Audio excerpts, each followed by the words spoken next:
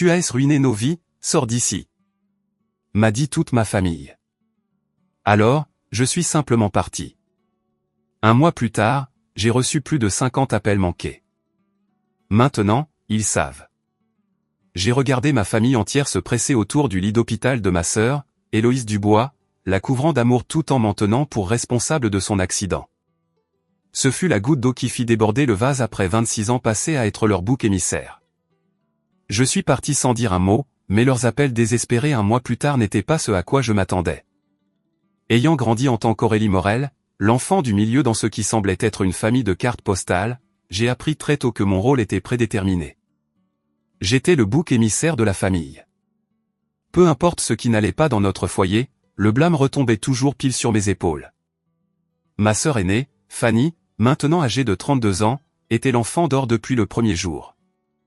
Avec ses notes parfaites, son apparence parfaite, et maintenant sa vie parfaite, mariée à Maxime, un riche banquier d'affaires, avec 2 enfants au comportement impeccable, elle ne pouvait rien faire de mal aux yeux de nos parents. Chaque réussite de sa part était célébrée avec fanfare, tandis que mes propres accomplissements étaient à peine reconnus. Puis il y avait Héloïse, ma sœur cadette de 5 ans. À 24 ans, elle jouait encore le rôle du bébé de la famille à la perfection. Gâtée, manipulatrice et incroyablement dramatique, Héloïse avait maîtrisé l'art d'obtenir tout ce qu'elle voulait par des larmes et des crises de colère. Nos parents cédaient à tous ses caprices, et elle savait exactement comment tordre les situations pour me faire passer pour le méchant. Notre père, Charles Morel, avait bâti son entreprise de construction à partir de zéro, et ne laissait jamais personne l'oublier. Un homme contrôlant qui valorisait l'apparence avant tout. Il gouvernait notre famille d'une main de fer, déguisée en costume coûteux. Toute offense perçue à l'image de la famille était accueillie par une fureur froide, surtout si j'étais la responsable. Ma mère, Hélène, ancienne reine de beauté qui avait abandonné ses rêves de concours pour devenir l'épouse parfaite d'un homme d'affaires, canalisait toutes ses ambitions frustrées dans la création de l'illusion d'une famille sans faille. Elle scrutait chaque aspect de nos vies. Nos vêtements, nos amis, nos loisirs, tout devait s'aligner sur sa vision de la perfection. Quand ce n'était pas le cas, particulièrement dans mon cas, sa déception était palpable. Nous vivions à Val-Fleury, une banlieue aisée juste à l'extérieur de Québec, dans une maison coloniale tentaculaire qui figurait régulièrement dans les visites locales de maisons et jardins. Derrière les haies manucurées et les fenêtres brillantes, cependant, notre dynamique familiale était loin de l'harmonie que nous projetions aux voisins. Le schéma a commencé lorsque j'avais à peine 4 ans. Fanny avait cassé le vase en cristal préféré de notre mère en jouant à l'intérieur contre les règles. Lorsque nos parents sont arrivés en courant au bruit du verre brisé, Fanny a pointé le doigt vers moi en pleurant. Aurélie m'a poussé, a-t-elle menti? Malgré mes protestations, j'ai été renvoyé dans ma chambre sans dîner, tandis que Fanny recevait des mots réconfortants et une crème glacée pour se remettre de la peur. Cet incident est devenu le modèle pour les 2 décennies suivantes. Quand Héloïse a renversé du jus sur les contrats importants de notre père à 6 ans, j'ai été blâmé pour ne pas l'avoir surveillé correctement. Quand Fanny a fait s'écraser la voiture à 17 ans, j'avais distrait la conductrice depuis le siège passager, alors que je n'étais même pas dans la voiture. Quand la tension artérielle de notre père atteignait des niveaux dangereux, c'était parce que je lui causais du stress en choisissant la psychologie plutôt que les affaires comme matière principale à l'université. L'ironie ne m'a pas échappé. J'ai fini par étudier la dynamique même qui a façonné mon enfance. Je me suis plongé dans mes études, obtenant finalement un doctorat en psychologie avec une spécialisation dans les systèmes familiaux. Ma thèse sur les mécanismes de bouc émissaire dans les familles dysfonctionnelles a été publiée dans une revue universitaire respectée. Aucun membre de ma famille n'a assisté à ma remise de diplôme. Mon père jouait au golf. Ma mère avait un déjeuner de charité. Fanny était en vacances. Et Héloïse avait une fête vraiment importante ce week-end-là. Mes réalisations étaient constamment minimisées. Ce n'est qu'un article, pas comme Fanny qui a conclu ce contrat d'1 million de dollars, a dit mon père avec dédain lorsque mes recherches ont reçu une subvention prestigieuse. Lorsque j'ai été invité à prendre la parole lors d'une conférence internationale, le seul commentaire de ma mère a été « Es-tu sûr que cette tenue est appropriée pour parler en public ? Tu sais, tu n'es pas aussi mince que tes sœurs. » Pendant des années, j'ai maintenu la relation par un sentiment d'obligation et la faible lueur d'espoir que les choses changent un jour. J'ai assisté à chaque rassemblement familial, enduré chaque compliment ambigu, absorbé chaque accusation injuste. J'ai aidé à organiser le mariage élaboré de Fanny, fait du babysitting pour ses enfants sans remerciement, et écouté les drames relationnels d'Héloïse pendant des heures. Pendant tout ce temps, je gardais ma propre vie petite et discrète, essayant désespérément de ne pas leur donner de munitions à utiliser contre moi. Récemment, le rôle de bouc émissaire avait atteint des niveaux absurdes. Lorsque le mari de Fanny a été surpris en train de flirter avec une collègue lors de la fête de Noël de l'entreprise, c'était d'une manière ou d'une autre ma faute pour avoir toujours mis les hommes mal à l'aise avec tes discussions analytiques. Lorsque le partenaire de golf de mon père s'est retiré d'une opportunité d'investissement, j'ai été tenu pour responsable parce que j'avais créé une atmosphère tendue lors de leur dîner chez nous. Alors que je n'avais été présente que 20 minutes pour déposer un livre que ma mère avait demandé d'emprunter. Les tensions ont atteint leur point de rupture lors de notre rassemblement annuel d'été à la maison du lac familial dans le Nouveau-Brunswick. Pendant une semaine chaque juillet, nous prenions tous un congé pour séjourner dans la propriété tentaculaire que mes grands-parents avaient achetée il y a des décennies. C'était censé être un moment de détente et de rapprochement. Au lieu de cela, cela est devenu le théâtre de l'acte final de mon rôle de bouc émissaire familial. La maison du lac avait toujours été mon endroit préféré, malgré le drame familial qui s'y déroulait inévitablement. Cette année, j'avais amené Julien, mon petit ami depuis 8 mois, espérant que sa présence fournirait un tampon contre le traitement habituel de ma famille. Il était le premier homme avec qui je me sentais assez à l'aise pour être présenté, un autre psychologue qui, je pensais, comprendrait la dynamique en jeu. Les ennuis ont commencé le 3e jour. Alors que j'aidais mon père à installer le quai du bateau, j'ai remarqué Héloïse flirter avec Julien sur le porche. Elle lui touchait le bras, agitait ses cheveux, et riait trop fort à tout ce qu'il disait. Ce n'était pas un comportement inhabituel de sa part. Héloïse avait l'habitude de courir après tout ce qui était à moi, des jouets d'enfance aux amis de l'université. Le fait qu'elle ait son propre mari, Théo, qui regardait à quelques mètres de là, ne semblait pas importer. Ce soir-là, j'ai trouvé un moment pour lui parler en privé dans la cuisine pendant que tout le monde prenait un verre sur la terrasse. « Héloïse, je t'ai vue avec Julien aujourd'hui, dis-je calmement, gardant une voix douce et non accusatrice. J'apprécierais que tu respectes ma relation. » Elle roula des yeux de manière théâtrale. « Oh mon Dieu, Aurélie, tu es tellement paranoïaque. Nous parlions juste. Tout n'est pas à propos de toi. Je sais ce qu'est le flirt, Héloïse. Tu es mariée et Julien est mon petit ami. Recule, s'il te plaît. » Son expression changea alors. Un éclair de colère rapidement remplacé par un regard calculateur que je connaissais trop bien. « Tu es juste jalouse parce qu'il appréciait ma compagnie. T'est-il venu à l'esprit qu'il est peut-être ennuyé par ton analyse psycho-constante de tout ?» J'ai pris une profonde inspiration. Cette conversation est terminée. S'il te plaît, respecte mes limites. Alors que je me détournais pour partir, Héloïse a soudain crié « Maman, papa, Aurélie m'accuse d'essayer de voler son petit ami. » Avant que je puisse répondre, nos parents et Fanny étaient dans la cuisine, les visages déjà figés dans des expressions familières de déception dirigées vers moi. « Pour l'amour du ciel, Aurélie, dois-tu toujours créer des drames ?» soupira ma mère.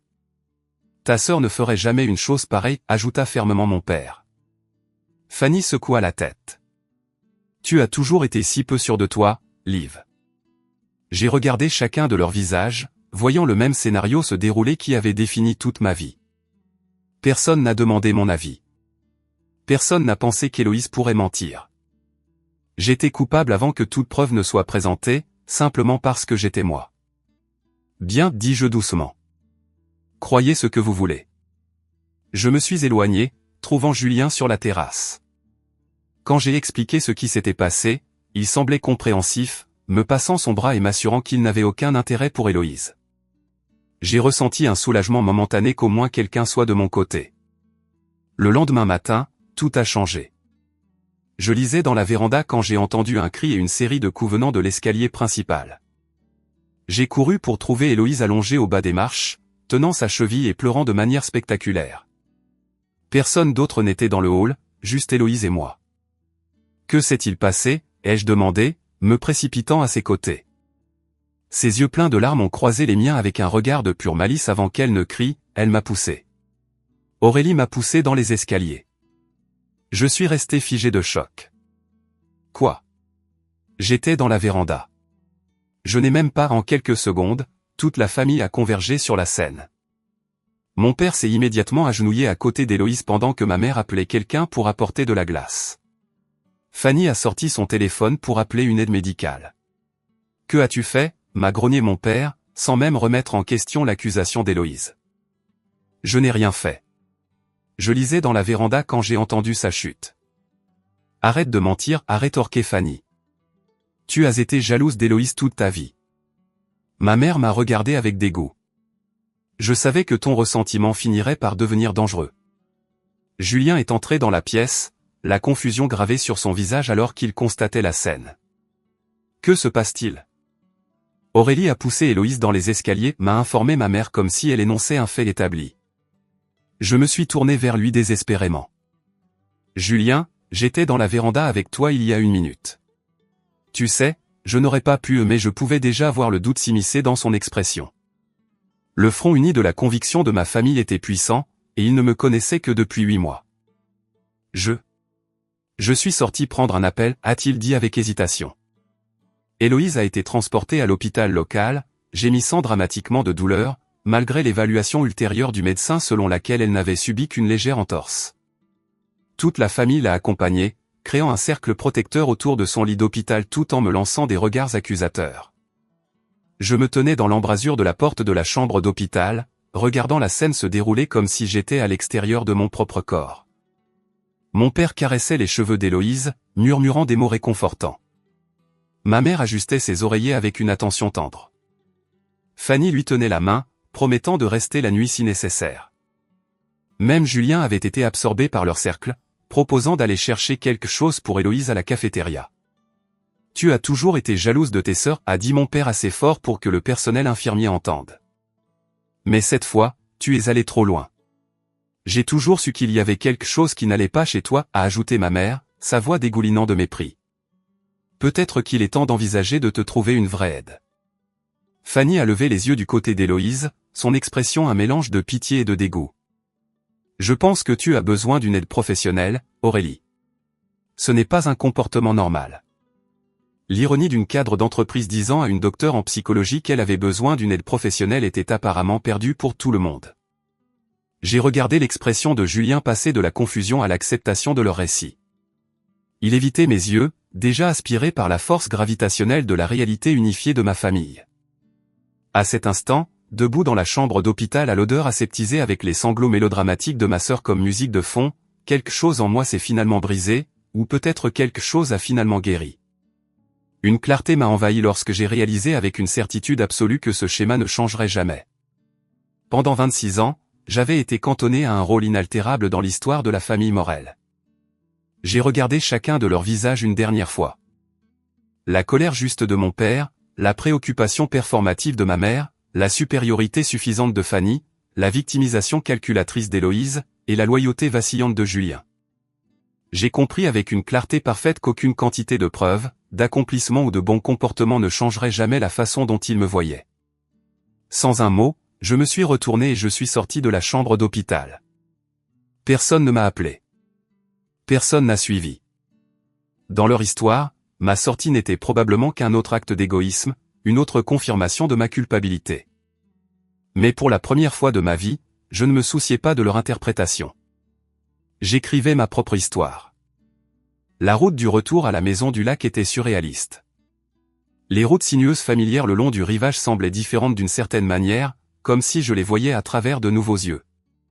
Le soleil de l'après-midi projetait de longues ombres sur le trottoir, et j'ai ressenti un étrange sentiment de calme m'envahir. Ce n'était pas une décision impulsive née de sentiments blessés. C'était l'aboutissement de 26 ans de mauvais traitements systématiques, et ma réponse serait tout aussi systématique. Quand je suis arrivé, la maison était vide. Tout le monde était encore à l'hôpital, s'occupant de la légère blessure d'Héloïse. J'ai garé ma voiture à l'arrière, hors de vue de l'allée. Si jamais il revenait de manière inattendue, je voulais du temps pour finir ce que je devais faire. J'ai marché directement vers ma chambre assignée, la plus petite de la maison avec le plafond qui fuyait perpétuellement pendant les averses. Je n'avais jamais pris la peine de personnaliser beaucoup l'espace, sachant peut-être inconsciemment que je finirais par le laisser derrière moi. J'ai sorti ma valise du placard et j'ai commencé à emballer méthodiquement mes affaires. Je n'ai pris que ce qui comptait vraiment, mes vêtements, mon ordinateur portable contenant mes recherches, quelques livres qui m'avaient guidé à travers les moments difficiles. J'ai laissé derrière moi la montre chère que mes parents m'avaient offerte pour Noël, le même modèle qu'ils avaient offert aux 3 filles, bien que ceux de Fanny et d'Héloïse soient incrustés de diamants, tandis que le mien était la version de base. J'ai laissé les robes de créateur inconfortables que ma mère m'avait forcé à acheter.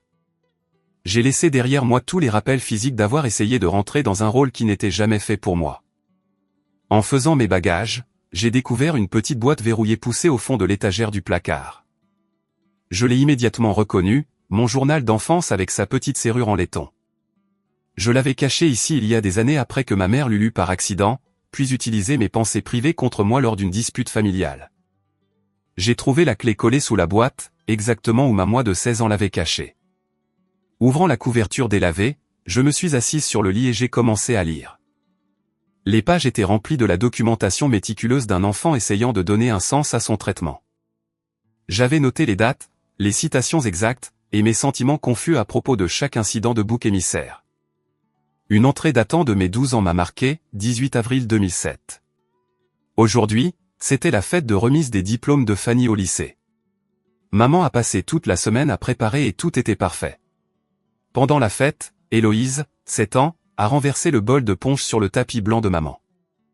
Quand maman est arrivée en courant, Héloïse a commencé à pleurer et a dit que c'est moi qui lui avais dit de le porter. J'étais dehors tout ce temps à parler avec grand-mère Jeannette. Mais maman m'a renvoyé dans ma chambre pour le reste de la fête et j'ai pu entendre tout le monde s'amuser en bas. Papa est venu plus tard et a dit que je devais arrêter de créer des problèmes les jours spéciaux.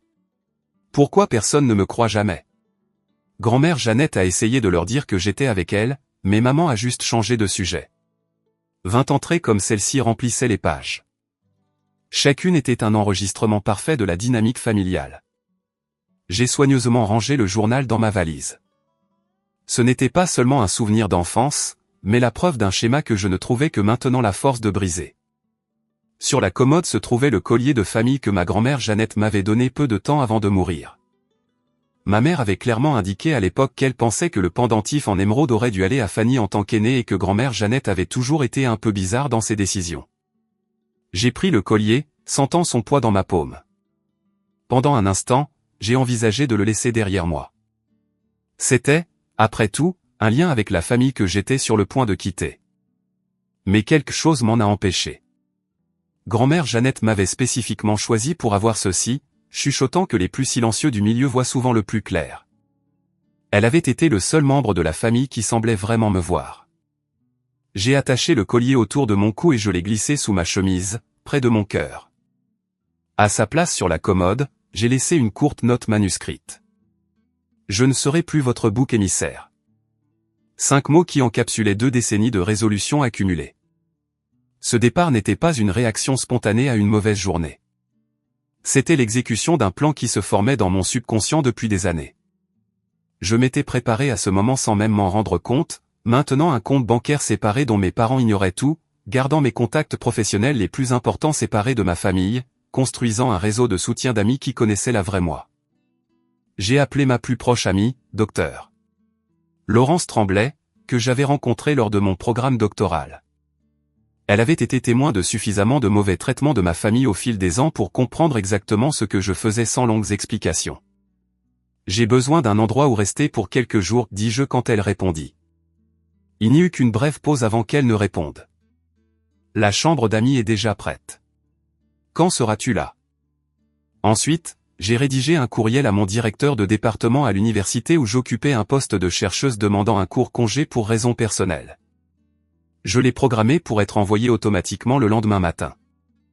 J'ai ensuite contacté mon propriétaire à Boston pour l'informer que je ne renouvellerai pas mon bail le mois prochain. Ces étapes pratiques m'ont aidé à m'ancrer dans la réalité de ma décision. Le moment le plus symbolique est venu lorsque j'ai changé mon numéro de téléphone via l'application de mon fournisseur. J'ai regardé la confirmation apparaître sur mon écran, une rupture numérique de l'un des principaux liens que ma famille utilisait pour me joindre chaque fois qu'ils avaient besoin de leur bouc émissaire. J'ai créé une nouvelle adresse email, simple et libre de l'identité qu'ils m'avaient assignée. J'avais toujours maintenu mon indépendance financière, une décision que mes parents avaient critiquée comme étant inutilement têtue lorsqu'ils proposaient de m'ajouter à leur compte comme tesseur. Cette indépendance obstinée signifiait maintenant la liberté. J'avais mes propres économies, mes propres cartes de crédit et ma propre identité financière, complètement séparées des ressources de la famille Morel. Avant de partir, j'ai rassemblé les quelques photos de famille que j'avais gardées dans ma chambre. Dans un acte délibéré de reprise de mon récit, j'ai soigneusement découpé tout le monde sauf moi de chaque photo. Je n'effaçais pas mon histoire. J'éditais mon récit pour me centrer comme protagoniste plutôt que comme méchant. J'ai jeté un dernier regard autour de la pièce qui ne m'avait jamais vraiment semblé être la mienne. La lumière de l'après-midi projetait des motifs familiers sur le papier peint délavé, et pendant un instant, j'ai ressenti une pointe de quelque chose, pas de regret exactement, mais la reconnaissance de ce qui aurait dû être. Cela aurait dû être un lieu de refuge et d'appartenance. Au lieu de cela avait été juste une autre scène pour mon rôle assigné. Alors que je portais ma valise à la voiture, j'ai remarqué des nuages sombres s'accumulant au-dessus du lac, une tempête d'été se préparant au loin. Le moment semblait approprié. Le drame de la nature fournissant une couverture pour ma sortie discrète. J'ai mis ma valise dans le coffre, me suis assise au siège du conducteur et j'ai ajusté mes rétroviseurs. Dans le reflet, je pouvais voir la maison du lac devenir plus petite alors que je m'éloignais. Le soleil couchant la baignait d'une lumière dorée qui démentait l'obscurité qu'elle avait contenue pour moi. Je m'attendais à pleurer, à sentir le poids du chagrin qui accompagne de telles fins. Au lieu de cela, j'ai ressenti un profond sentiment de soulagement mêlé d'une anticipation nerveuse. Pour la première fois depuis 26 ans, j'étais libre d'écrire ma propre histoire. La route devant moi était incertaine, mais c'était la mienne à naviguer sans le fardeau de porter les projections de ma famille. Un endroit douillet de 2 chambres remplies de livres et de plantes, le complet opposé des maisons immaculées de ma famille. La chambre d'amis donnait sur un petit jardin communautaire, et j'ai passé des heures à regarder les gens s'occuper de leurs parcelles, trouvant un étrange réconfort dans ces étrangers vivant leur vie ordinaire. « J'attends depuis des années que tu fasses cette rupture », a dit Laurence autour d'un thé le matin après mon arrivée. Nous étions assises à sa petite table de cuisine, la lumière du matin inondant la fenêtre. « Était-ce si évident ?» ai-je demandé. « Pour quiconque en dehors de ta famille. »« Absolument. » Elle a remué son thé pensivement. « La première fois que je vous ai rencontré à ta cérémonie de doctorat, je les ai regardés rejeter ta réussite puis te blâmer pour ne pas avoir réservé un meilleur restaurant pour le dîner. Je n'arrivais pas à croire ce que je voyais. Avoir une perspective extérieure validant mon expérience était à la fois réconfortant et douloureux. Pendant si longtemps, j'avais douté de mes propres perceptions, me demandant si peut-être j'étais trop sensible ou si j'étais vraiment le problème. L'évaluation lucide de Laurence de ma dynamique familiale m'a aidé à m'ancrer dans ma décision. Cette première semaine fut un étrange mélange de deuil et de libération. J'ai pleuré non pas pour la famille que j'avais laissée derrière moi, mais pour la famille que je n'avais jamais eue. J'ai pleuré pour la petite fille qui avait désespérément essayé de gagner un amour qui ne serait jamais donné librement. Pour l'adolescente qui avait appris à se faire petite pour éviter les critiques.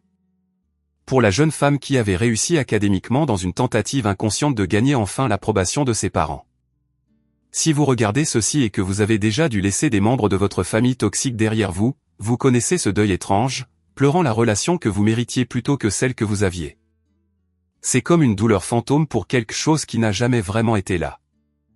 Laissez tomber un cœur dans les commentaires si vous avez ressenti ce genre particulier de perte et abonnez-vous si vous voulez suivre le reste de mon chemin vers la guérison.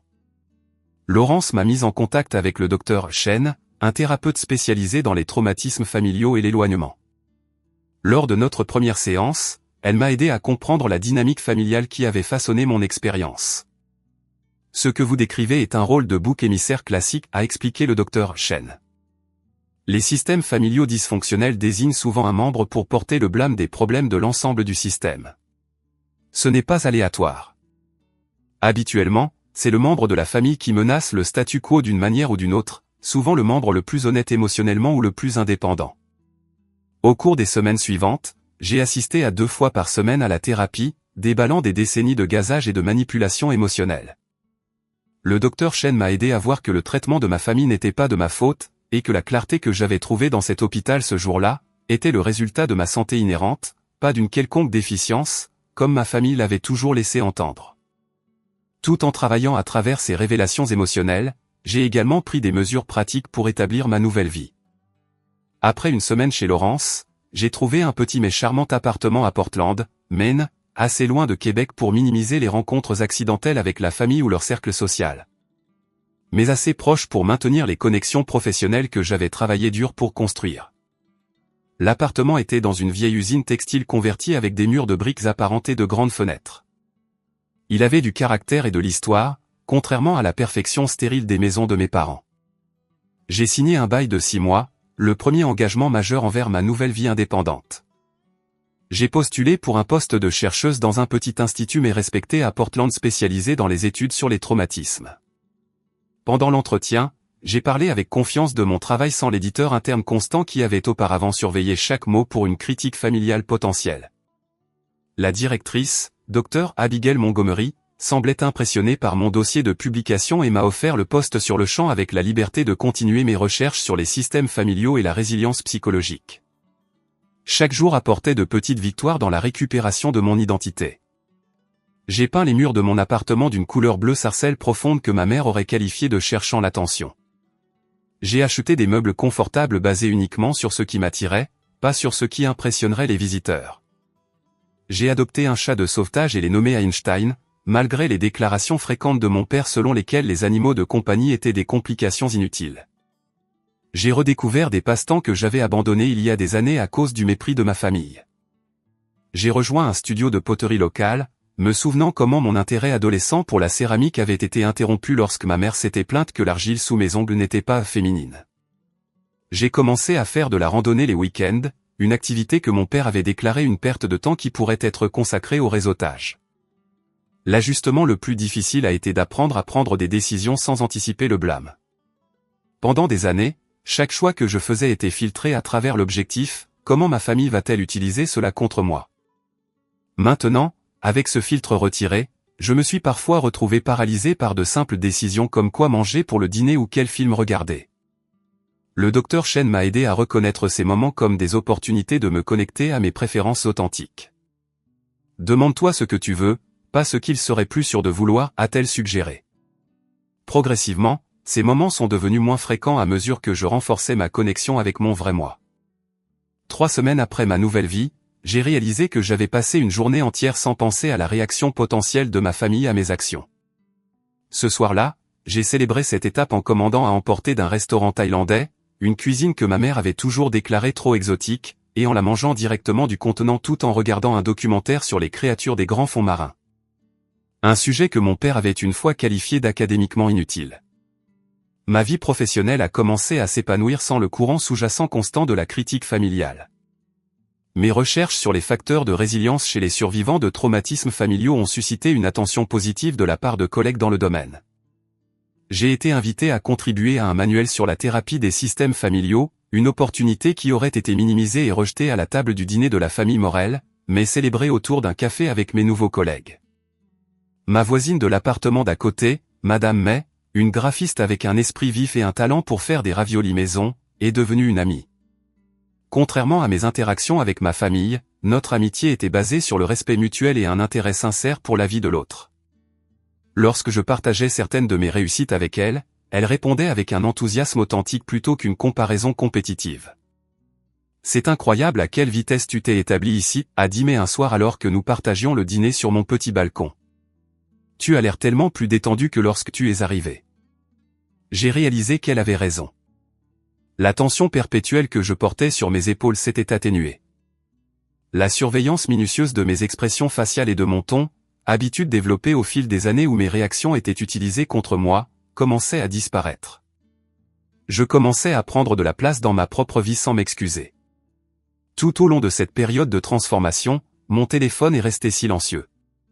Pas d'appel de mes parents exigeant des explications. Pas de message manipulateur d'Héloïse. Pas de message de vérification plein de jugement de Fanny. Leur silence confirmait ce que j'avais toujours soupçonné mais avais eu peur d'admettre pleinement. Je n'avais compté pour eux que dans mon rôle de bouc émissaire, pas en tant que fille ou sœur. Le système familial se réorganisait sans moi, trouvant de nouvelles façons de distribuer le blâme et de maintenir leur illusion de perfection. Le silence était à la fois une validation et une perte finale. Preuve absolue que j'avais pris la bonne décision, mais aussi confirmation que ce que j'avais tant désiré n'avait jamais existé. Il n'y avait jamais eu d'amour caché sous la critique, aucune vraie connexion en attente d'être découverte, si seulement j'essayais assez fort ou devenais assez bonne. La révélation était à la fois libératrice et solitaire. Alors que la 3e semaine de ma nouvelle vie touchait à sa fin, je me tenais à la fenêtre de mon appartement regardant un orage d'été rouler sur l'horizon de Portland. La foudre illuminait le port en éclairs brefs et brillants, et j'ai pensé au pouvoir de la clarté soudaine. Comment en un instant tout peut être illuminé, révélant des vérités qui étaient toujours présentes mais cachées dans l'obscurité. Dans cette chambre d'hôpital il y a un mois, j'avais fait l'expérience d'une telle clarté. Maintenant, avec chaque jour de liberté qui passait, j'apprenais à faire confiance à la lumière. 3 semaines après mon départ, Julien m'a envoyé un SMS. J'avais été surprise de ne pas avoir de ses nouvelles plus tôt, mais son message expliquait le délai. J'ai essayé de tout comprendre. Pouvons-nous parler? J'ai accepté un appel téléphonique, plus curieuse que toute autre chose de savoir quel récit ma famille avait construit en mon absence. Quand il a appelé ce soir-là, sa voix semblait tendue. Ils disent que tu as fait une sorte de crise, a-t-il commencé sans préambule. Ton père pense que la pression de ton poste de chercheuse t'a rattrapé. Je n'étais pas surprise. Et toi, qu'en penses-tu, Julien? Il y eut une longue pause. Je ne sais pas quoi penser. Tout s'est passé si vite. 1 minute, nous étions tous à la maison du lac et l'instant d'après, Héloïse était blessée et tu étais parti. Ta famille a une explication très cohérente. Je suis sûr qu'ils l'ont, ai-je répondu calmement. Ils ont eu beaucoup de pratiques. Au cours de l'heure suivante, Julien a dépeint ce qui s'était passé après mon départ. Selon lui, la réaction initiale de ma famille a été dédaigneuse. Ta mère n'arrêtait pas de dire que tu étais dramatique comme d'habitude et que tu reviendrais une fois que tu t'occuperais de toi. Héloïse, prévisiblement, profitait de sa légère blessure à fond. Elle avait insisté pour utiliser des béquilles même si le médecin disait qu'elles n'étaient pas nécessaires et avait publié des mises à jour pitoyables sur les réseaux sociaux sur sa guérison d'un traumatisme. Les sections de commentaires étaient remplies de messages de soutien, dont beaucoup faisaient subtilement allusion à mon rôle supposé dans sa blessure. Tes parents ont passé quelques appels à ton appartement à Boston, a poursuivi Julien. Quand ils n'ont pas pu te joindre, ils semblaient plus agacés qu'inquiets. Ton père a dit quelque chose à propos de toi qui fait toujours tout tourner autour de toi. Fanny avait apparemment pris le contrôle du récit, disant à la famille élargie et aux amis que j'avais une crise de santé mentale et qu'ils me donnaient de l'espace pour obtenir l'aide dont j'avais besoin. La sous-entendue était claire. Mon absence était encore un autre problème que j'avais créé, une autre façon dont j'avais perturbé l'harmonie familiale. Julien a décrit un dîner inconfortable chez mes parents une semaine après mon départ. Ils m'ont invité, je pense, pour obtenir des informations sur où tu aurais pu aller. Quand j'ai dit que je ne savais vraiment pas, la conversation est devenue tendue. La partie la plus étrange était à quel point ils te mentionnaient peu. C'était comme s'ils évitaient activement de prononcer ton nom. Ce détail ne m'a pas surprise. Mon absence avait créé un vide dans leur système familial. Sans le bouc émissaire désigné, les tensions n'avaient nulle part où aller. Ils essayaient de maintenir l'illusion que tout allait bien, que mon départ n'était qu'un autre acte d'égoïsme plutôt qu'un symptôme de leur dysfonctionnement. Alors que Julien continuait de partager des observations de ses interactions avec ma famille, un schéma a émergé. Sans moi là pour absorber le blâme, des fissures apparaissaient dans la façade de la famille Morel. Le mari d'Héloïse, Théo, avait apparemment atteint sa limite. Il est parti 3 jours après toi, a rapporté Julien. Quelque chose à propos du fait de voir enfin clairement la dynamique familiale sans toi comme tampon. Héloïse reste chez tes parents depuis lors. J'ai ressenti une pointe de sympathie pour Théo. En tant que beau-frère, il avait probablement été isolé du pire du dysfonctionnement familial par ma présence. Avec moi parti, il aurait été le prochain sur la liste pour le blâme. Plus surprenant, l'entreprise de mon père souffrait. Son partenaire commercial de longue date, Gérard Tremblay, s'était retiré d'un projet de développement majeur sur lequel il travaillait depuis des mois. Ton père était furieux, a dit Julien. Il n'arrêtait pas de dire que Gérard l'avait trahi, mais d'après ce que j'ai compris, Gérard avait des inquiétudes concernant la stabilité de ton père après avoir été témoin d'une interaction familiale à l'hôpital. Ma mère avait du mal à maintenir son statut social sans son récit de famille parfaite. Elle a dû annuler l'accueil du déjeuner de charité d'été. Julien a rapporté que la raison officielle était des rénovations dans la maison, mais Héloïse a laissé entendre que certains membres du comité posaient des questions gênantes à mon sujet. L'avis de carte postale de Fanny montrait également des fissures.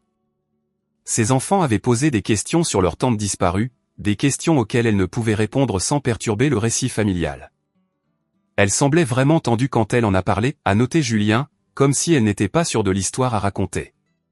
Alors que Julien partageait ces détails, je n'ai ressenti aucune satisfaction dans leurs difficultés.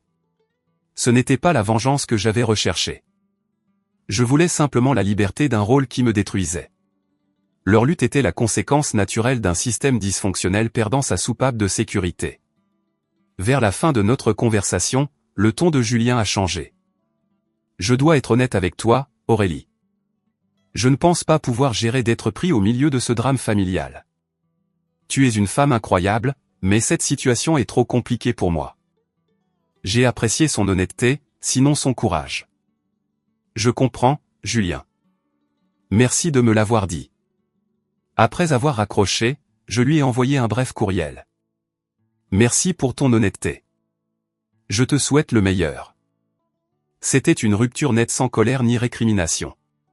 La relation avait été importante pour moi, mais je reconnaissais maintenant que j'avais besoin de quelqu'un qui resterait fermement à mes côtés, qui ne vacillerait pas au premier signe de pression familiale. Dans les jours qui ont suivi, j'ai réfléchi aux informations partagées par Julien. Le système familial Morel subissait les conséquences de la perte de son bouc émissaire. Sans moi là pour absorber le blâme, ils étaient forcés de faire face à leur propre dynamique et responsabilité ou les problèmes qu'ils m'avaient attribués pendant des années. Le comportement dramatique d'Héloïse, les niveaux de stress de mon père, l'anxiété sociale de ma mère, les tensions conjugales de Fanny continuaient ou même s'aggravaient en mon absence, révélant la vérité que je n'en avais jamais été la cause. Je n'ai ressenti ni joie ni chagrin face à leur lutte. Au lieu de cela, j'ai ressenti un profond sentiment de confirmation. Mon départ avait été nécessaire non seulement pour mon bien-être, mais comme la seule réponse véridique à une vie de faux récits. Comme le docteur Chen l'avait dit lors d'une de nos séances, parfois, la chose la plus saine que vous puissiez faire dans un système dysfonctionnel est de le quitter. Votre absence crée de l'espace pour la vérité, même si cette vérité est douloureuse.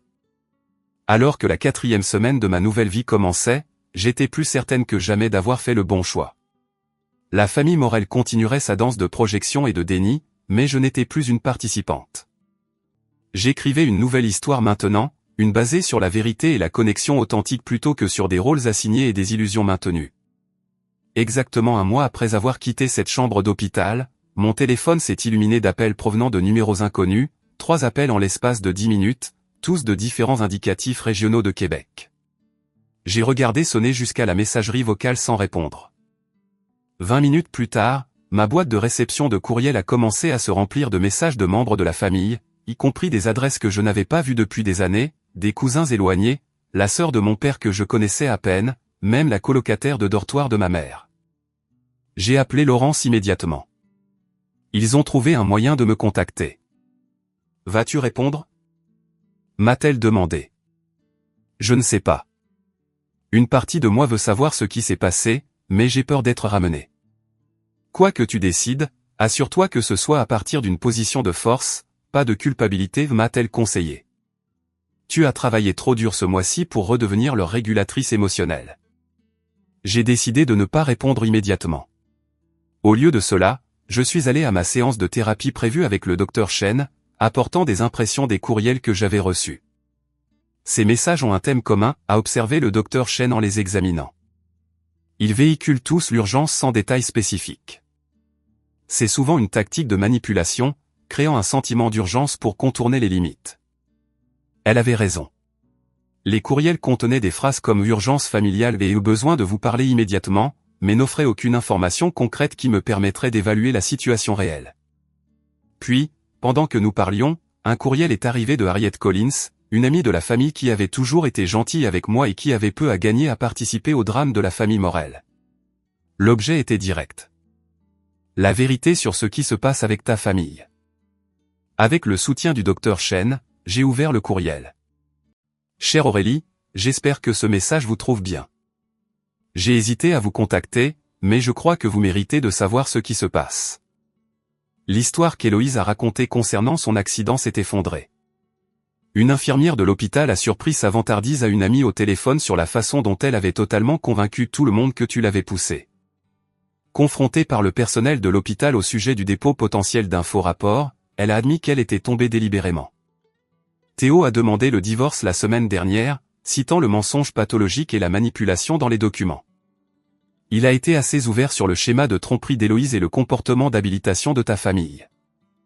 L'entreprise de ton père est en sérieuse difficulté.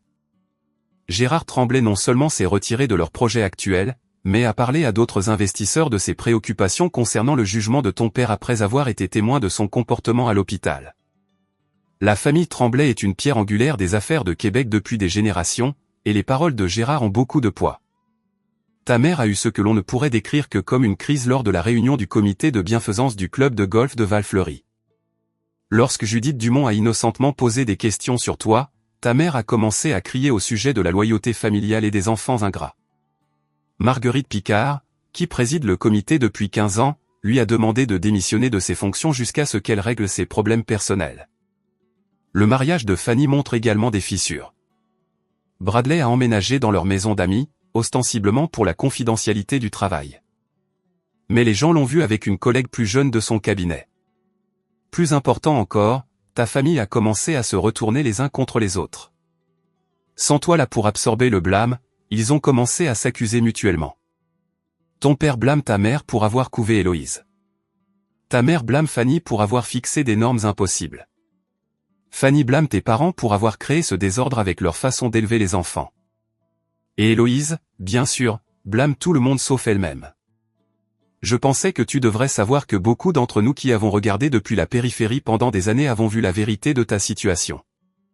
Tout le monde n'a pas cru le récit que ta famille a construit à ton sujet. Prends soin de toi, Aurélie. Parfois, le plus grand acte d'amour est de te protéger de ceux qui ne peuvent pas ou ne veulent pas reconnaître leur propre comportement nuisible. Sincèrement, Harriet Collins. Je suis restée assise en silence après avoir lu le courriel. Des sentiments me submergeant par vagues. Validation. Tristesse. Un étrange sentiment de soulagement et quelque chose approchant la clôture. Comment te sens-tu ? M'a demandé doucement le docteur Chen. Comme si quelqu'un m'avait enfin vu, ai-je répondu, ma voix ferme malgré l'émotion derrière elle. Au cours des heures suivantes, les messages vocaux et les courriels ont continué à augmenter en urgence. Le message de mon père était le plus révélateur. Aurélie, ça a assez duré. Ton comportement affecte la réputation de la famille. Nous avons besoin que tu rentres à la maison et que tu nous aides à réparer la situation que tu as créée. Même maintenant, il présentait l'effondrement de la famille comme ma responsabilité. Le message vocal de ma mère était également égocentrique. Chérie, je ne sais pas ce qui t'a pris, mais nous avons besoin de toi à la maison. Les Picard posent des questions, et je ne sais pas quoi leur dire. Le plus surprenant était un courriel de Fanny contenant la première reconnaissance que j'avais jamais reçue d'un membre de la famille. Liv, je sais que nous n'avons jamais été proches, et c'est en grande partie ma faute.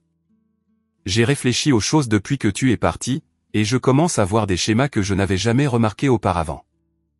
Je ne dis pas que maman et papa avaient raison ou tort dans la façon dont ils t'ont traité, mais j'aurais dû être une meilleure sœur. La famille s'effondre sans toi. Je sais que ce n'est pas ton problème, mais considérerais-tu revenir à la maison au moins pour une réunion de famille ? Nous devons trouver comment avancer. Et tu as toujours été celle qui comprenait les choses émotionnelles. Même dans sa tentative de réconciliation, Fanny me demandait de reprendre mon rôle de soignante familiale. Elle n'offrait pas une relation basée sur le respect mutuel. Elle demandait mes services en tant que régulatrice émotionnelle pour un système en crise. Héloïse était notablement silencieuse parmi le barrage de communication, peut-être la seule réponse honnête de leur part. Elle savait exactement ce qu'elle avait fait et réalisait probablement qu'aucune manipulation ne fonctionnerait sur moi. Maintenant, le contact le plus inattendu venait de mon ancienne thérapeute familiale, le docteur Robert, qui nous avait vus brièvement lorsque j'étais adolescente avant que mes parents n'interrompent les séances parce qu'elles étaient inutilement envahissantes. Chère Aurélie, j'espère que vous vous souvenez de moi des séances familiales que vos parents ont organisées il y a des années. Bien que je ne devrais normalement pas contacter un ancien client, je suis préoccupé par la dynamique que j'observe dans votre système familial suite à votre départ. Vos parents ont programmé une séance d'urgence, sous prétexte de discuter de la façon de vous aider avec vos problèmes, mais il est devenu clair pour moi que le système familial lutte pour se réorganiser sans son bouc émissaire désigné. Je veux que vous sachiez que je reconnais le rôle qu'on vous demandait de jouer, même à l'époque. J'ai essayé d'y remédier, ce qui est probablement la raison pour laquelle vos parents ont mis fin à la thérapie si rapidement. Tout ce que vous faites maintenant pour établir des limites saines est un travail courageux. Si vous souhaitez une référence à un collègue dans votre région spécialisé en éloignement familial et en rétablissement, veuillez me le faire savoir. Prenez soin de vous, docteur. Robert Marcus. Lire cette validation professionnelle de ce que j'avais vécu m'a fait monter les larmes aux yeux, non pas de tristesse, mais du soulagement profond d'être vue et comprise. Alors que les appels et les messages continuaient toute la journée, j'ai ressenti un mélange complexe d'émotions. Une partie de moi ressentait une ombre de satisfaction que la vérité émergeait enfin. Une autre partie ressentait une tristesse sincère pour la douleur que ma famille éprouvait, même si c'était la conséquence naturelle de leurs propres actions. Mais surtout, je ressentais une résolution renforcée de maintenir les limites que j'avais établies. J'ai apporté ces sentiments compliqués à ma prochaine séance avec le docteur Chen. Je me sens coupable, ai-je admis, non pas d'être parti, mais de ne pas me sentir plus mal pour leur souffrance. C'est une réaction courante, m'a-t-elle assuré. Vous avez été conditionné toute votre vie à prioriser leurs émotions sur les vôtres. Le fait que vous puissiez reconnaître leur douleur tout en maintenant vos limites est un signe de santé, pas de froideur. Nous avons discuté pour savoir si je devais répondre à l'un des messages. Qu'est-ce qui servirait votre processus de guérison? M'a demandé le docteur Chen. Pas ce qui les aiderait, ni ce qui serait attendu de vous, mais ce qui soutiendrait votre voyage? Après mûre réflexion, j'ai décidé de maintenir mon silence. Répondre maintenant, alors qu'ils étaient en crise et cherchaient quelqu'un pour stabiliser leur système, ne ferait que renforcer la dynamique que j'avais travaillé si dur pour échapper. S'il devait y avoir une communication saine entre nous, elle devrait se produire après qu'ils aient fait leur propre travail, et non en réaction à leur inconfort face aux conséquences de leur comportement. Ce soir-là, j'ai reçu un colis inattendu livré par coursier. L'adresse de retour indiquait qu'il venait de Northampton, Massachusetts, la ville où ma grand-mère Jeannette avait vécu avant de mourir il y a 5 ans. Curieuse et légèrement appréhensive, je l'ai ouvert avec précaution. À l'intérieur se trouvait une collection de journaux, de lettres et une petite boîte en bois. Sur le dessus se trouvait une enveloppe adressée à moi avec une écriture que je ne reconnaissais pas. La lettre à l'intérieur expliquait tout. Chère Aurélie, vous ne me connaissez pas, mais j'étais une amie chère de votre grand-mère, Jeannette, depuis plus de 50 ans. Mon nom est Margaret Dubois. Jeannette a laissé ces objets sous ma garde avant de mourir avec des instructions explicites de vous les envoyer si certaines circonstances se présentaient. Elle a dit, si Aurélie trouve un jour la force de quitter cette situation toxique, elle aura besoin de ceci pour comprendre qu'elle n'est pas seule. J'ai suivi ta famille à travers des connaissances mutuelles au fil des ans. Quand j'ai entendu parler des événements récents, j'ai su qu'il était temps de remplir ma promesse à Jeannette. Elle a tout vu, Aurélie. Elle a essayé d'intervenir de nombreuses fois, mais a été écartée par tes parents pour ses efforts. Ces journaux et lettres expliqueront bien plus que ce que je peux dire. Jeannette t'aimait profondément et a reconnu en toi la même force et la même clarté qu'elle possédait. Si tu souhaites parler, mes coordonnées sont jointes.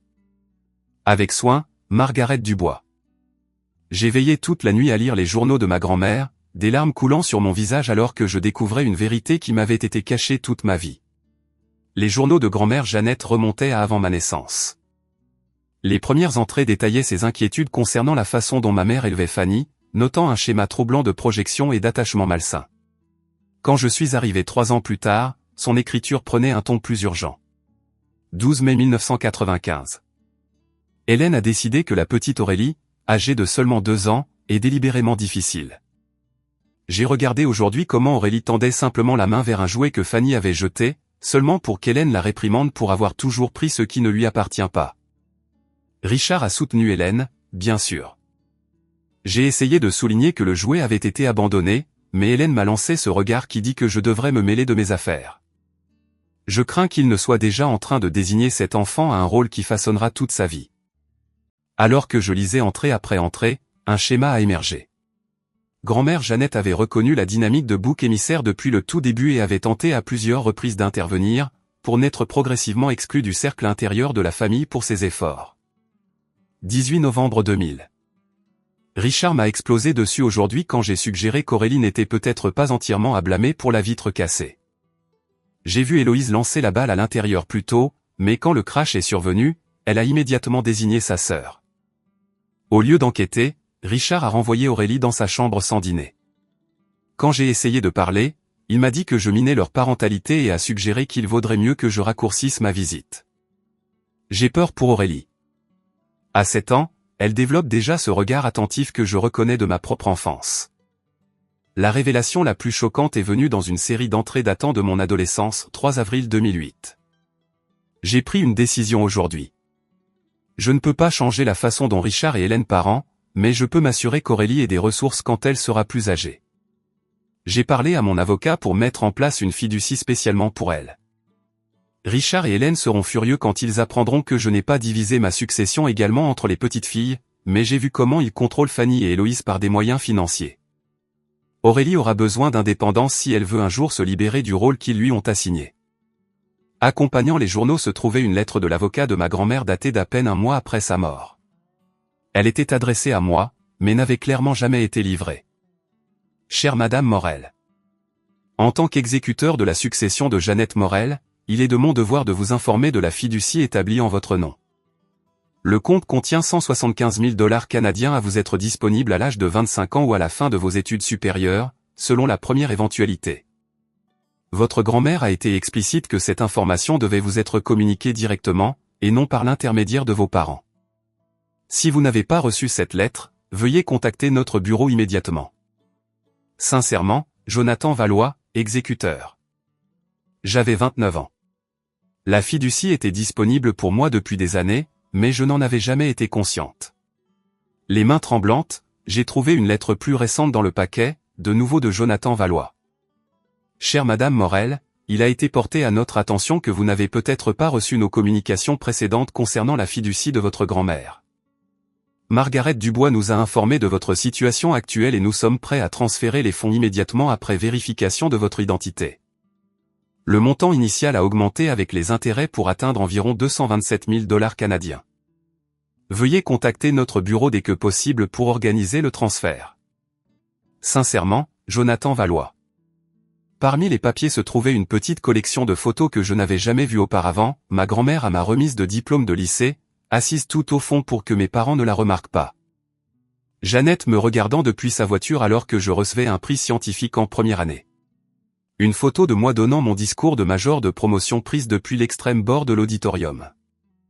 Elle avait été là pour tous ces moments, me soutenant silencieusement alors que mes propres parents avaient trouvé des excuses pour ne pas y assister. La boîte en bois contenait une dernière surprise, une lettre de ma grand-mère adressée à moi, datée de quelques semaines seulement avant sa mort. Ma plus chère Aurélie, si tu lis ceci, alors tu as trouvé la force que j'ai toujours su que tu possédais.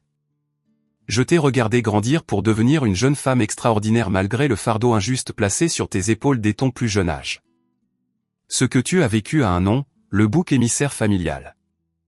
Je le reconnais parce que je l'ai vécu moi-même. Ma propre mère m'a sélectionné pour le même rôle que celui que tu as été assigné tandis que ma sœur Ruth était l'enfant d'or. Le schéma se répète à travers les générations à moins que quelqu'un ne trouve le courage de le briser. J'ai essayé de te protéger.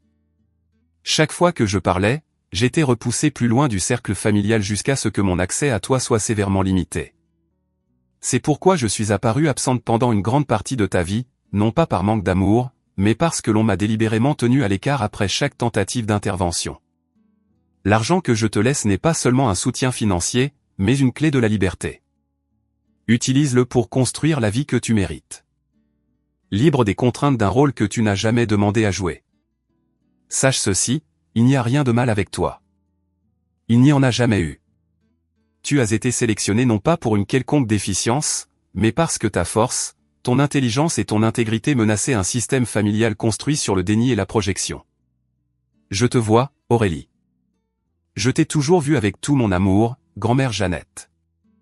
La révélation que ma grand-mère avait non seulement reconnu ma situation, mais avait activement essayé de m'aider et avait été repoussée pour ses efforts, était à la fois déchirante et guérissante. Je n'avais pas été seul. Après tout, quelqu'un dans ma famille m'avait aimé exactement pour qui j'étais. Dans les jours qui ont suivi, j'ai vérifié l'existence de la fiducie et organisé le transfert. Cette sécurité financière inattendue a amplifié mon sentiment de possibilité.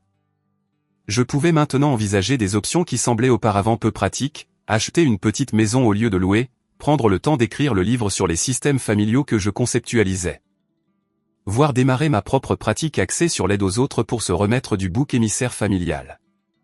J'ai eu une longue conversation avec Margaret Dubois, l'amie de ma grand-mère, qui a comblé de nombreuses lacunes dans ma compréhension. Ta grand-mère a vu le schéma dès le début, a expliqué Margaret. Elle l'a reconnu parce qu'elle l'avait vécu elle-même. Chaque fois qu'elle essayait d'intervenir, tes parents restreignaient son accès à toi et à tes sœurs. Le collier en émeraude qu'elle t'a donné. C'était celui de sa mère, le seul membre de la famille qui lui avait montré de la gentillesse. Elle voulait que tu aies ce lien avec un meilleur héritage. Apprendre ce schéma intergénérationnel m'a aidé à contextualiser mon expérience dans un cadre plus large. Il ne s'agissait pas seulement de moi ou même seulement de ma famille immédiate. Il s'agissait d'un schéma dysfonctionnel qui avait été transmis à travers les générations. Un schéma que j'avais maintenant la conscience et les ressources pour briser. J'ai plongé plus profondément dans la recherche sur le bouc émissaire familial, reliant mes connaissances professionnelles à mon expérience personnelle d'une manière que j'avais toujours inconsciemment évitée. J'ai trouvé des études montrant que les enfants boucs émissaires étaient souvent les membres les plus intelligents émotionnellement ou les plus véridiques de leur famille, des qualités qui menaçaient le récit préféré de la famille. Par des recherches plus approfondies, suscitées par les documents dans les papiers de ma grand-mère, j'ai découvert que mes parents avaient également caché l'existence d'un fonds universitaire que mes grands-parents paternels avaient établi pour chaque petit enfant. Fanny et Héloïse avaient reçu leur part, mais on m'avait dit à plusieurs reprises que je devais financer mes propres études parce que l'argent n'était tout simplement pas là.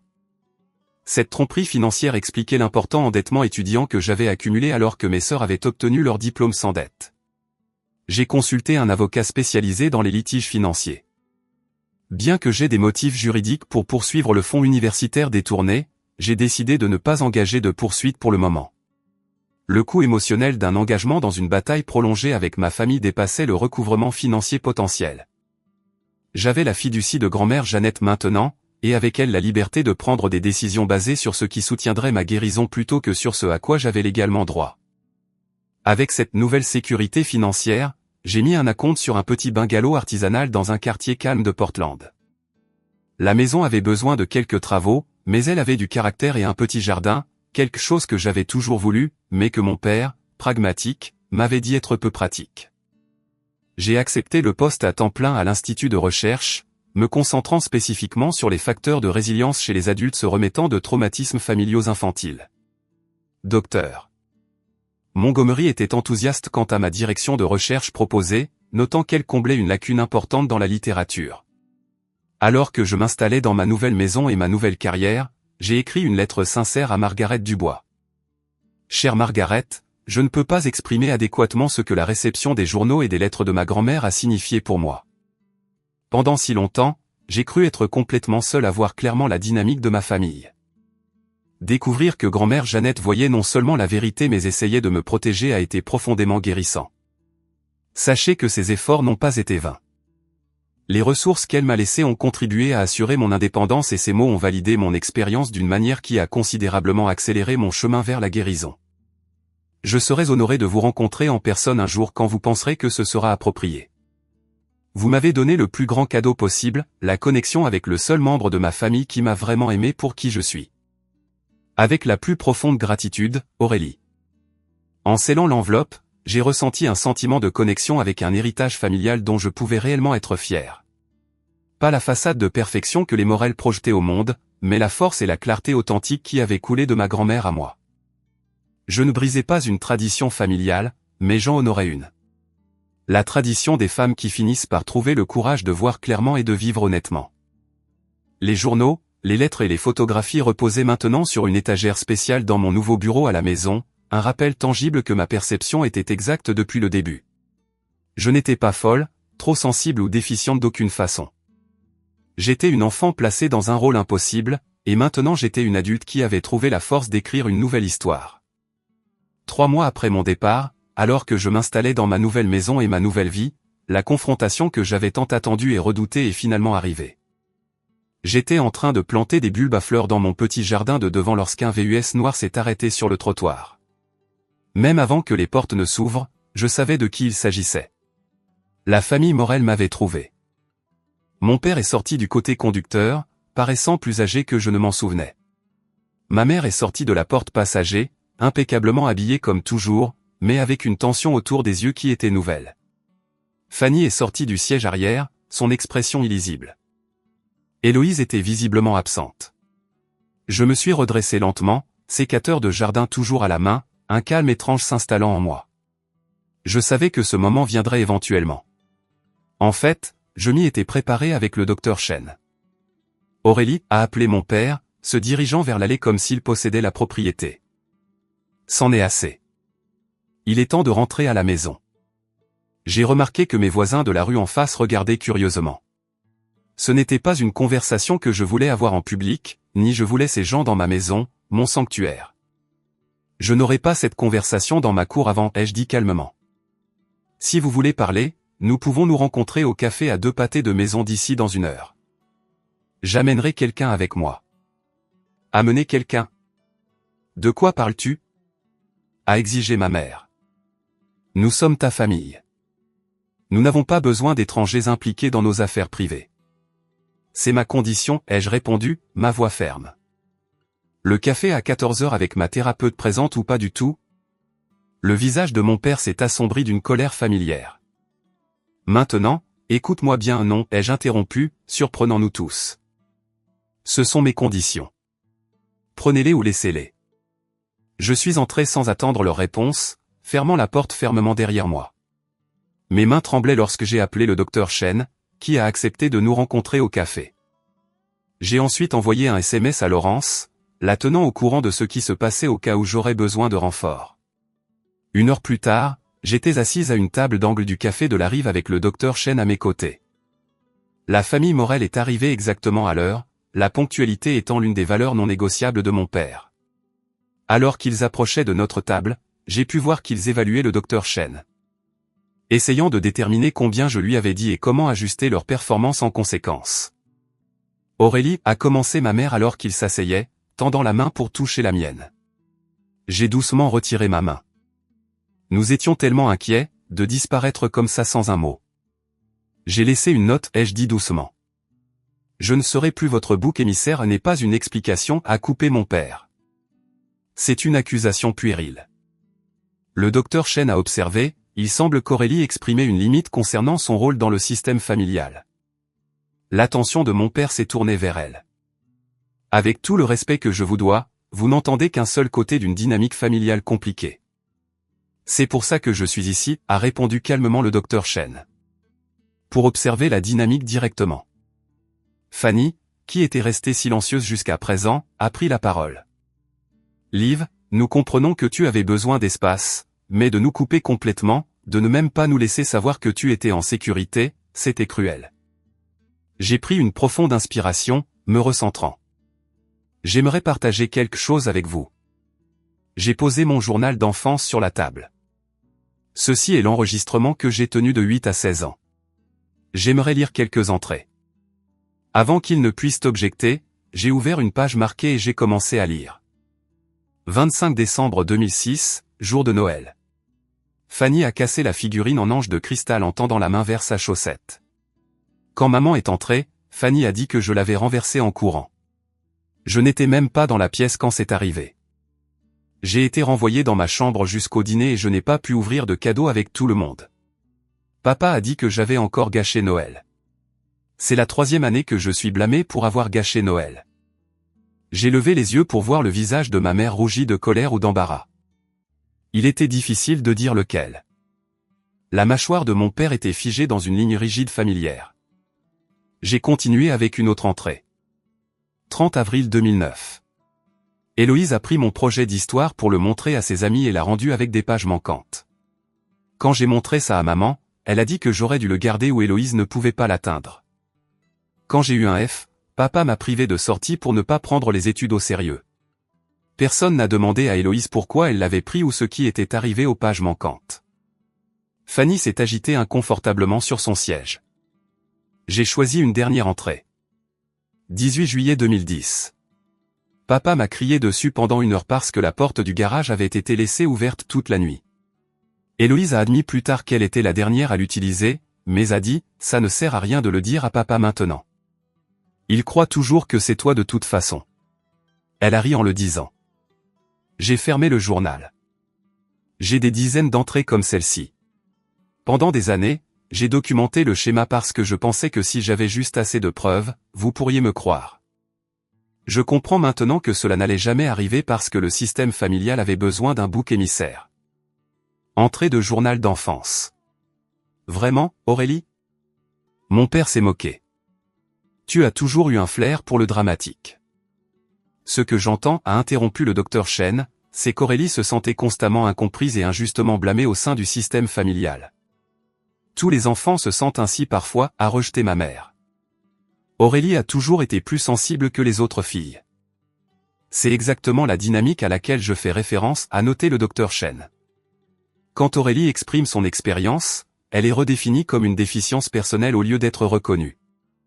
La patience de mon père s'épuisait visiblement. Nous ne sommes pas venus ici pour une thérapie familiale. Nous sommes venus ramener Aurélie à la maison et régler ce gâchis en privé.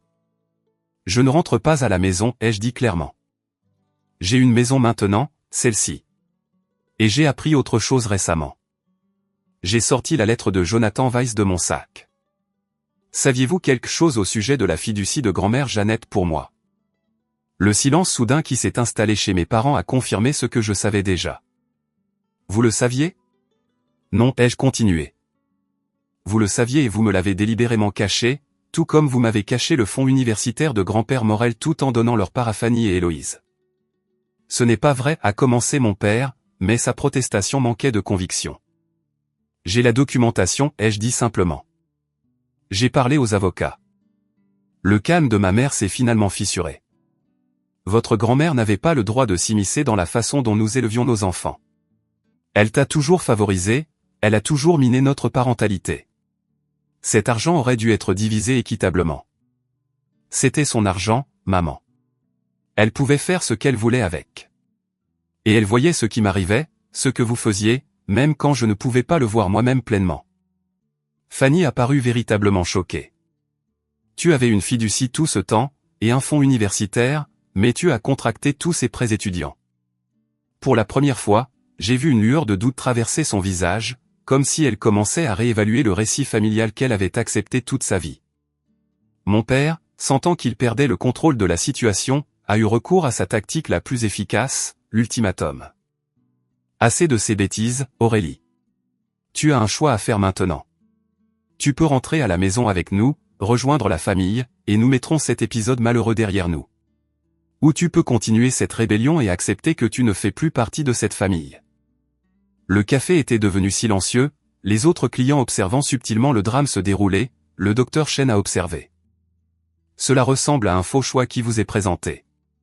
Il existe de nombreuses façons de faire partie d'une famille au-delà de la soumission totale ou de l'éloignement complet. Mon père l'a ignoré, ses yeux fixés sur moi. Alors, qu'est-ce que c'est, Aurélie? Es-tu une Morel ou non? J'ai soutenu son regard fermement. Je n'ai pas fait partie d'une vraie famille de toute ma vie. Ce que j'ai été, c'est une cible commode, un dépôt pour le blâme, un rôle plutôt qu'une personne. Je ne rejette pas la famille. Je rejette le dysfonctionnement. Le visage de ma mère s'est effondré en larmes. Mais j'ai reconnu la performance grâce à des années d'expérience. C'étaient des larmes conçues pour provoquer la culpabilité et la conformité, pas des expressions d'émotions sincères. Comment peux-tu dire des choses si cruelles, sanglota-t-elle, après tout ce que nous avons fait pour toi? Qu'avez-vous fait exactement pour moi, maman? Vous m'avez critiqué, blâmé, diminué et menti. Vous m'avez éloigné du seul membre de la famille qui m'aimait vraiment pour qui je suis. Vous avez volé de l'argent qui m'était spécifiquement laissé. Dites-moi, pourquoi devrais-je être reconnaissante? Mes paroles sont restées en suspens entre nous. Pour peut-être la première fois de ma vie, j'avais dit ma vérité complète à ma famille sans la filtrer à travers la peur ou l'espoir désespéré d'acceptation. Mon père s'est levé brusquement. Je n'ai pas à écouter ça. Viens, Hélène. Fanny, nous partons. Ma mère s'est levée immédiatement, ses larmes s'arrêtant aussi vite qu'elles avaient commencé.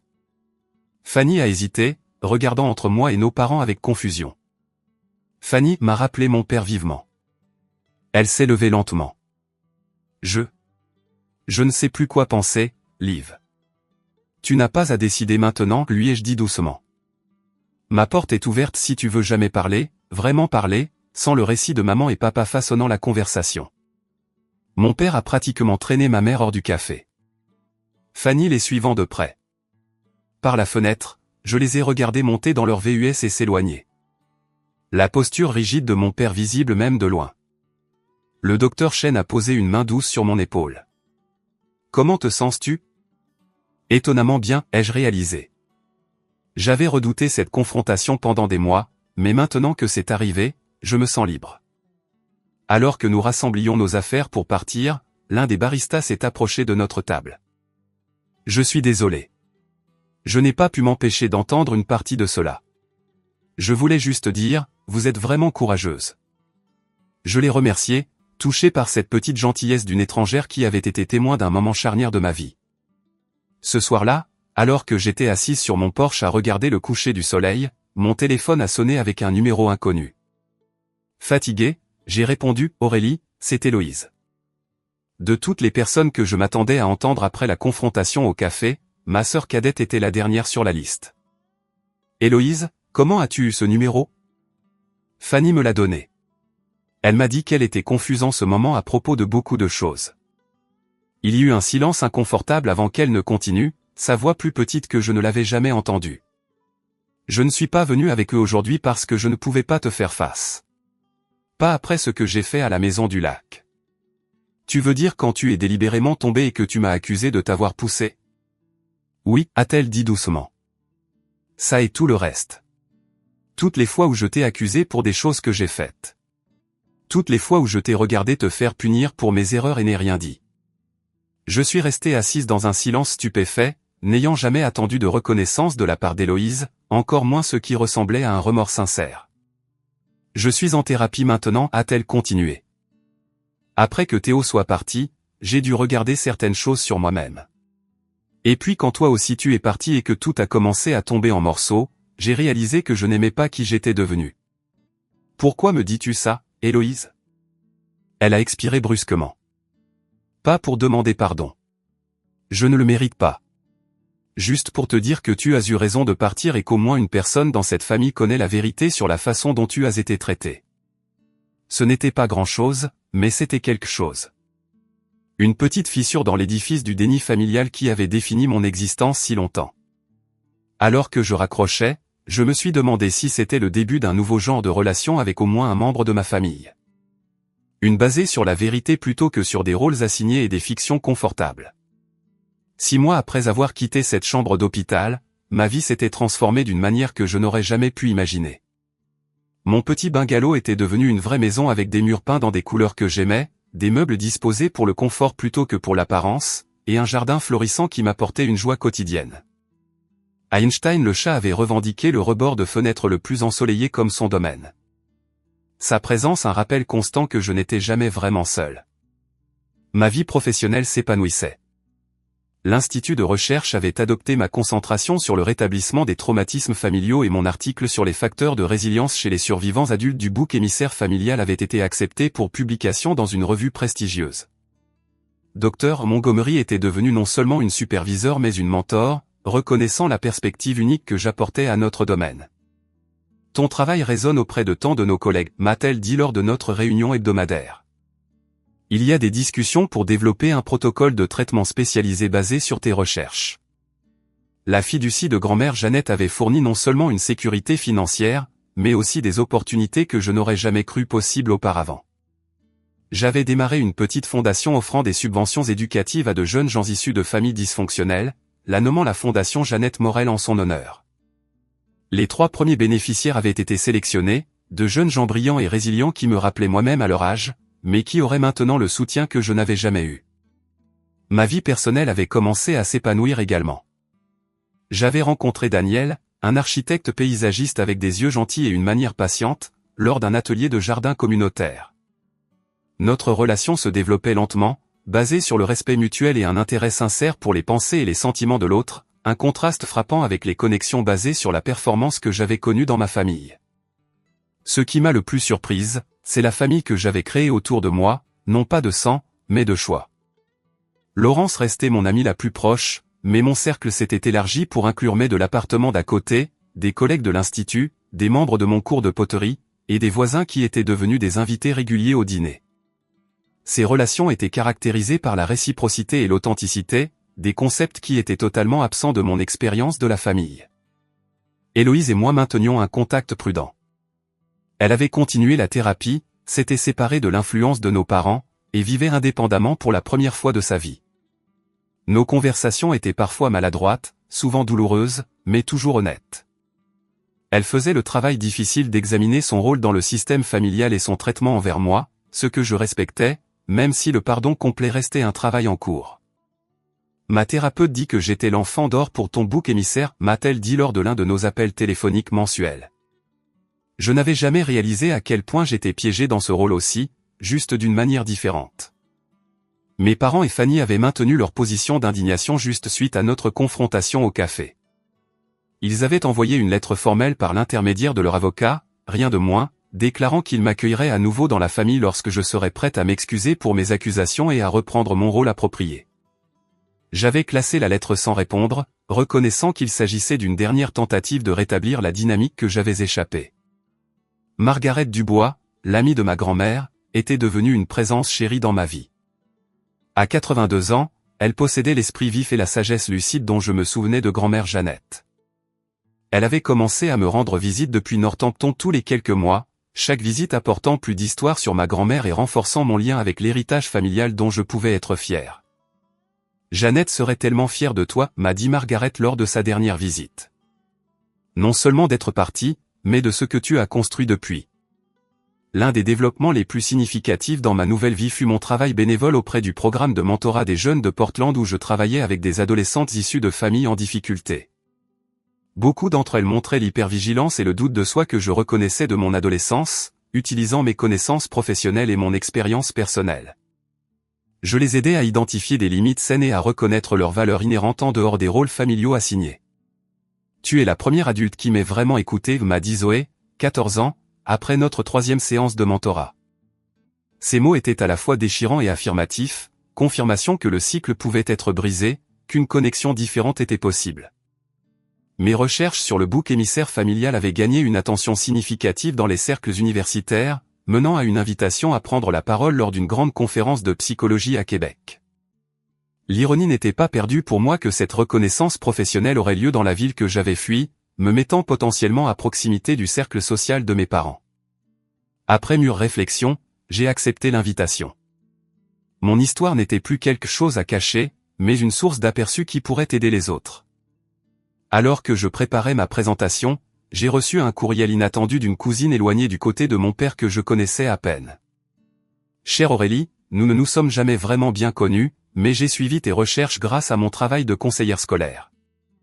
J'ai été stupéfaite de réaliser que les dynamiques familiales que tu décris reflètent si précisément ma propre expérience dans une autre branche de la famille Morel.